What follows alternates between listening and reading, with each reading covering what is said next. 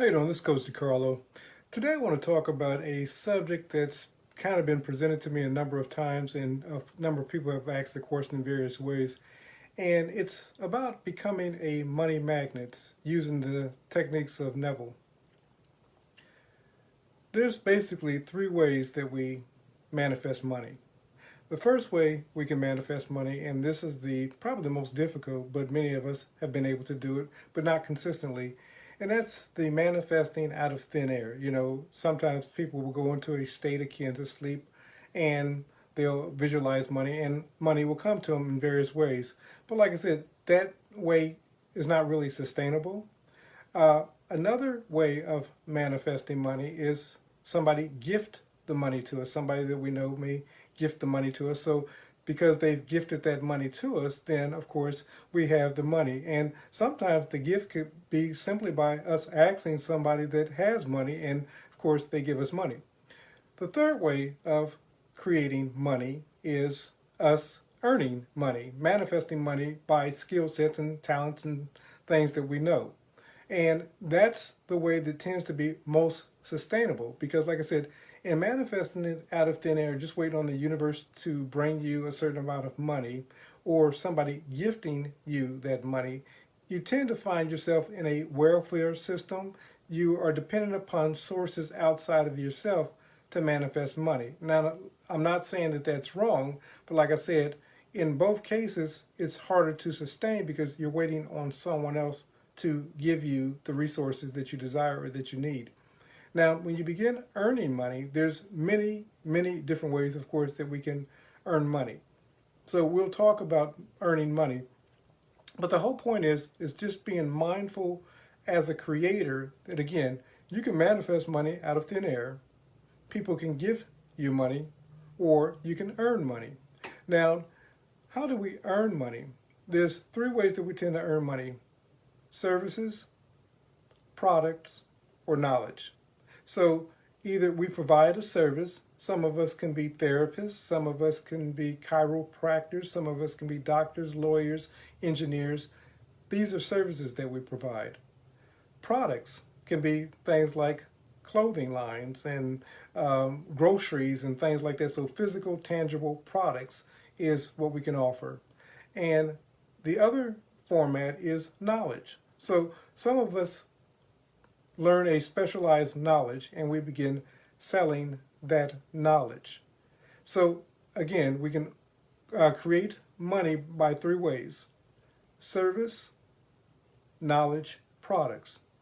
But even in looking at creating money, first and foremost, as a creator, many people are trying to manifest money and they're wondering, I'm trying and I'm using the techniques of Neville and I'm really becoming frustrated because money isn't coming to me easily. When you realize that you're a creator and that money is attracted to you easily and effortlessly, and this is the mindset that you begin to walk in, then, of course, the other three methods that I spoke of earlier, again, money presenting itself out of thin air, people gifting you that money, or you earning money, you become available to all of those vehicles when you understand that you are a conscious creator. When you're living from the mindset of abundance, for example, when you know that money comes to you easily and effortlessly. Now, this is not always an easy state to get into because many of us have dealt with impoverishment or some form of poverty or lack our whole lives. And a lot of times that perception is just that. It's just a perception or a mindset.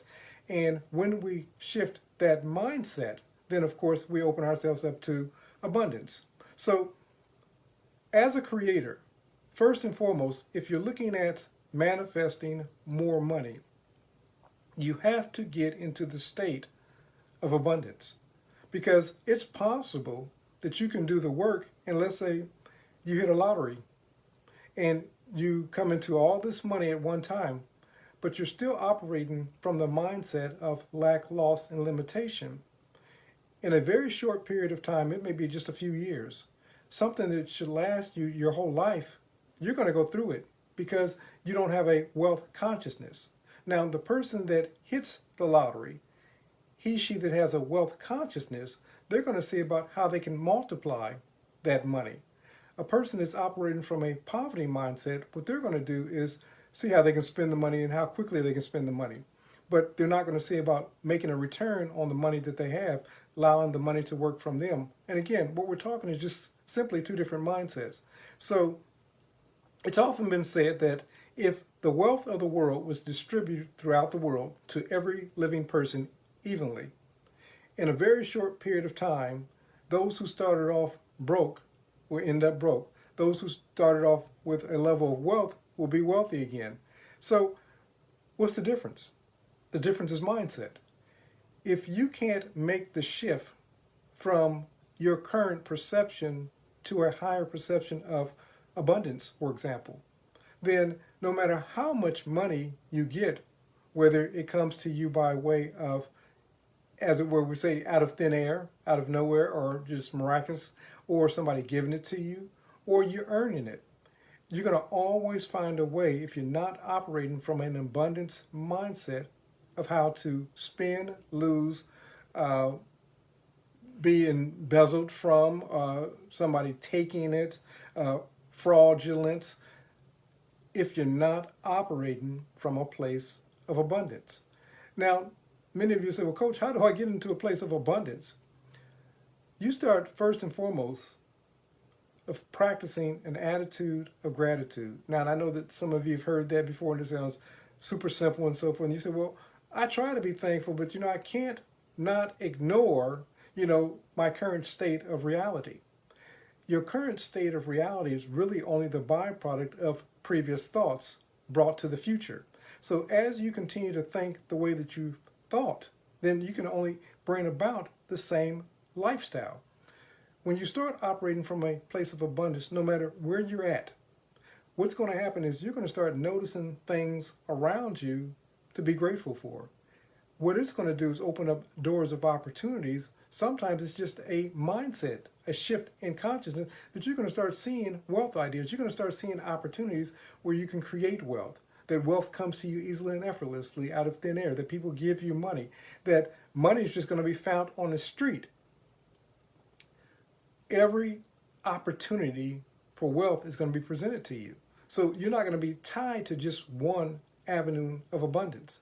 But first and foremost, and I'm not saying that this is easy, because shifting one's state of consciousness when you believe that that's who you are isn't always easy. But like I said, start from a place of abundance first. When you start from a place of abundance, you're opening yourself up to the more opportunities for more abundance. So what we can do is, of course, like I said, service, knowledge, or products. Now, as a creator, as an earner, as someone who's able to create wealth, the easiest way to create wealth is find out what people want and give it to them. I've just started a new venture, and it's on TikTok. And so, I've been doing this for about a full week for sure. And I'm stuck right now at about 38 to 40 people, and I can't seem to break that. But I'm not concerned, because what I do know is the skills that I learn as I go through each day, they're paving the path for my opportunities on TikTok. Now, I'm solely using TikTok as a business model to promote my business. Now, of course, in the meantime, I've got to do a little entertaining. I got to do things that will stimulate the algorithm. Now, if I just looked at the 38 to 40 people that I have currently, it would be easy to get discouraged and say, you know what, this stuff isn't working. But I know that I've seen testimonial after testimonial of people who started at the exact same place that I started, and they say persevere.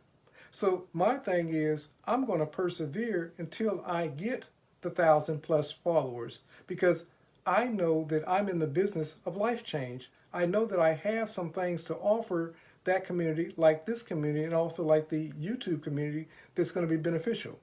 So with that in mind, how long do you persevere? I persevere until I reach my goal.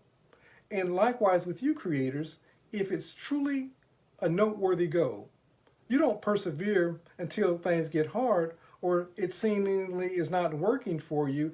If it's truly something that you desire to manifest in your life, you persevere until you bring about that manifestation. Now, the manifestation, whatever it may not in the end product look exactly like you desired for it to look or what you thought that it was going to look like.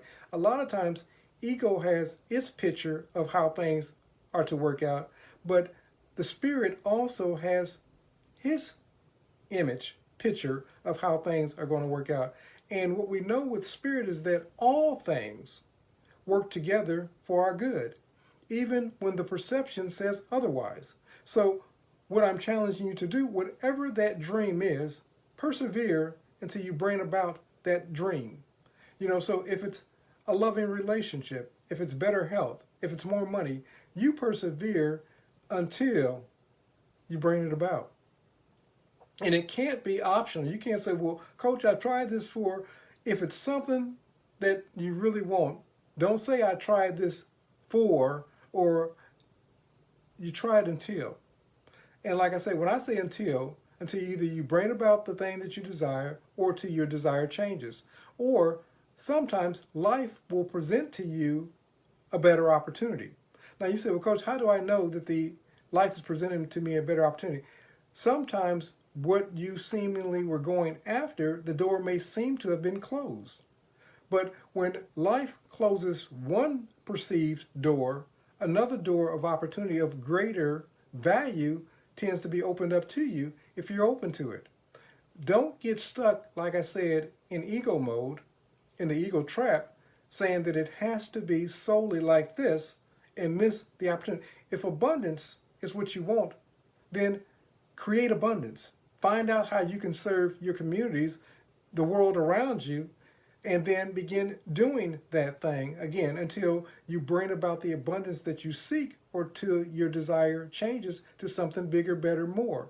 If it's love, if seemingly the door of love has closed on one person, there's 8 billion people out there to choose from. Don't get caught because this seemingly door has closed, because a lot of times the door that has closed is divine protection, protecting you from what ego would have had you bring into your life, but could have potentially been harmful. So don't give up because the manifestation hasn't taken shape or looked fully like what you think that it should look like. Hopefully the ultimate goal is to be in a loving relationship. If it's health, if health seems to elude you and it doesn't come the way that you think that it should, you persevere, because there may be some vaccine, some cure out there, or there may be tools that may be presented to you that you can use that will give you the full life that you desire. Maybe you didn't grow back your limb, but maybe there's a prosthetic limb that could give you the ability that you were seeking in having that limb back. We may not be at a place of technology just yet where they're giving out the tools to regrow limbs, but don't get stuck there. How can I become mobile? How can I begin to improve my life? How can I get up out of this bed? So don't get stuck on the perception. Just be open to bigger, better, more. And like I said, when bigger, better, more presents itself, it may not look initially like you thought that it should. But just be open to it and say, universe, God, source, what are you trying to show me? And it doesn't mean that your dream has been discounted or that it's been taken away. It's just changed in features or form. But the dream still lives on. So going back to making money, get into a money vibration. If the thing that you continuously talk about is your lack, how are you going to pay these bills, then of course that's what you vibrate. And again, I understand, creators, that it's very difficult when you're in the midst of these things to begin to have a shift in consciousness. But look at the little wins in your life when unexpected money comes to you, when somebody blesses you with some money, when an opportunity presents itself. Look at those things and practice gratitude, because what you're doing at that time is opening up the door for more. So as we start looking at what's in our hands, that's what was asked of Moses, and also the widow when Elijah spoke, where he said, what's in your house? So we're really talking about the same dynamics. What's in your house is what do you have within you that you can bless the world by. A lot of times with our individual gifts, because we're so close to them, we miss them. And so it takes other people to say, you're so talented in blank, whatever blank is. And you say, well, I never thought about that. That may be the way that you can bless the world. But you start blessing the world with the talents, the gifts that you have. And what it's going to do is open up opportunity for you. As you become a blessing, the world will seek a way to bless you. A lot of times that blessing comes by way of currency, or what we call money. A lot of times people think that money in itself is evil. You have to understand what money is. Money is life energy manifested in currency form. So when you put energy, life, into something, somebody says, I'm willing to pay you back in currency form, money, which is spiritual in essence, because it's a symbolic picture of your human currency or your life force. So it's just we have in the U.S. on the money note, it's called a note. So it's really a promissory note. The money in itself is an agreement between individuals. You provide me with this service, then I provide you with my money source energy in exchange for that service. So in essence, money is probably one of the most spiritual things that you'll deal with when rightly understood. So when you give services, you're giving value by way of that money, but there's nothing cheap about your life force. So for those who seek to degrade it and say that you should give everything away for free, then what they're saying is that your life is not worth value, and it's just not so. I give a lot away because that's in my heart to do. But I also have paid services that I offer. I have coaching services that I offer. And again, I charge for my coaching service because I realize the value that I bring. Each week, I bring value to my community, to my groups and so forth. And I know that the information that I'm given is life change. So if you want to spend private time with me, there's going to be a compensation for the value that I'm bringing into your life. And that should be what you're doing also, creators. Don't let people tell you that what you're offering, your life force, your time, is valueless. It's just not so. But creators, you first and foremost have to value yourself. If you don't value yourself, no one else is going to value, and they're not going to pay you for the services that you're offering. Again, we talk about service, product, and knowledge. So in one of those forms, you're going to be offering something, and people are going to give you an exchange of their life energy in the form of what we call currency. There's an exchange going on. So just be mindful, creators, that what you offer is valuable. It's your very life. It's your life force that you're offering. And the thing about life force, time, is we only have so much of it, and we can't replace it in this lifetime. So once that life force energy is gone, it's gone. So just be mindful of how valuable you really are. You're God incarnate in human form, and for somebody to say that's not valuable, I mean, that's just ludicrous to me.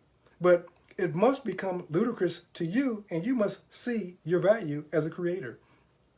Now, as we're offering service, knowledge, and products, there's three ways that we increase value. We get more clients. As we get more clients, of course, then we make more money. We take and we do repeat business with those existing clients. So, of course, we offer them different products.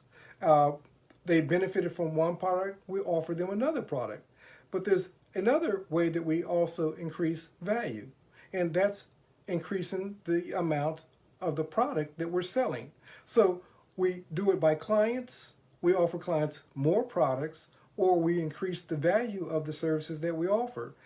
For those who are just super spiritual and believe that earning money is beyond them, then more than likely, unless you come from a wealthy family, you're going to be living a life of impoverishment. But until you understand that money is also spiritual. Now, many people say, well, Neville didn't charge. First and foremost, Neville did charge. he charged an entry fee when you came into the door. And I've verified that with a few people, so I know that to be true. But beyond that, one thing you got to understand with Neville's family were multimillionaires. So Neville had access to money. Now, if your family are multimillionaires and you have access to unlimited wealth, then give your services away for free. But if you find that your families, you're not multimillionaires, and you have a product or service that the world needs, then you get compensated. Scripture says that the laborer is worthy of his price or is higher. So everything in the spiritual realm says that you're worthy. So if God says that you're worthy of your labor, and if society says that they are willing to pay you for your labor, whatever that price may be, and the price varies from person to person. Different people value themselves differently. Don't hate a person because he or she may charge $5,000 for a course when you're only seeing yourself worthy of $50 for that same course. You can't hate another person. You got to respect where they're at. And we don't know what that person's doing on the side. They may be giving services pro bono and everything else that we may not be aware of. But the problem with hating other people, what you do is repel the thing that you're seeking. So if you're seeking to manifest money, for example, if you're hating other people because of the money that they're generating, because of their business, then what you're saying, in essence, is, universe, don't send me money because money makes me a bad person. But when I see somebody like Tyler Perry, who's my hero, when I see Tyler Perry prospering, I rejoice. When I see people that I see as celebrities or whatever, and I see that them prospering, or I see business owners, or I see people in the internet marketing business, or if I see somebody that has a YouTube channel that's teaching spiritual principles and blessing the world, I rejoice. Because in their prosperity, it means that there's prosperity also for me. And what you need to do as a creator is begin rejoicing in people's abundance. Because what that does is allow more abundance to come to you. But if you're complaining, if you're criticizing, if you're bad-mouthing people, or if you're blacklisting people, whatever it is that people do that are haters, then what you're doing, in essence, is repelling your good. Now, this is not me. This is universe. As you sow, so shall you reap. To him who has, more shall be given. To him who has not, even that which he, she has will be taken away from him. If you don't have the consciousness of abundance, then even the abundance that you have is going to take wings and fly away. But first and foremost, in order to have the consciousness of abundance, is practicing an attitude of gratitude. Not only what you have in your life, but when other people are blessed. Don't hate on other people's blessing, because it acts as a curse to your own blessings, and you're going to wonder why you're occupying lack, loss, and limitations, and nothing that you seem to do seems to be working for you. Rejoice as people are abundant, because the truth of the matter is there's more than enough abundance in the world to make everybody on this planet wealthy, but everybody does not occupy the same mindset. And until you get into a wealth mindset, you're not going to experience the abundance that you like and that you desire. It may come, but it's going to be fleeting. And you're going to have it for a short period of time, and you're going to wonder, why does bad things keep happening to me? And I say, look to your thoughts, creators. Whatever it is that you're giving your attention to, that's what you're manifesting in your life. And if you continue to manifest lack, loss, and limitation, go to your core beliefs and say, what do I believe about money? What do I believe about abundance? What do I believe about other people being blessed? You know, these beliefs are either compelling you and taking you to the next level, or they're keeping you in bondage to where you're at.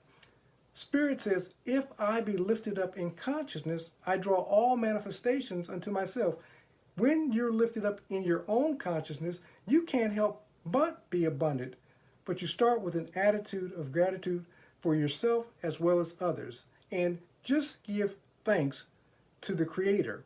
When you look around, God is not a God of lack. You can look at a tree and you don't just see one leaf on a tree. You don't see one blade of grass in grass. You don't see one little sand pebble on a beach, nor one star in the sky. You see a God of overabundance. He overindulges in his abundance. It says, pressed down, shaken together, running over will be given to us when we change that consciousness. But see, when you get that, it's not going to just solely be about you. It's going to be, how can I give it away? How can I serve? And that's what you see with millionaires, billionaires. They get to a place and they say, listen, I got so much money, I can't even spend it all. How can I be of service to the world? Many of us want to be of service, but we're broke, busted, and disgusted. And we're wondering, well, I want to be of service, but it requires a change in consciousness. When you take on that change of consciousness, you're going to open up the pathway, the floodgates to your abundance. So creators, if you're operating from a place of lack right now, ask yourself, what thoughts have I been holding on to that's keeping me in this place? What thoughts do I need to change? And lastly, who can I serve? When you discover who you can serve, the world will say thank you by giving back to you in way of currency, what we call money. This is Coach DeCarlo saying have a great and abundant day.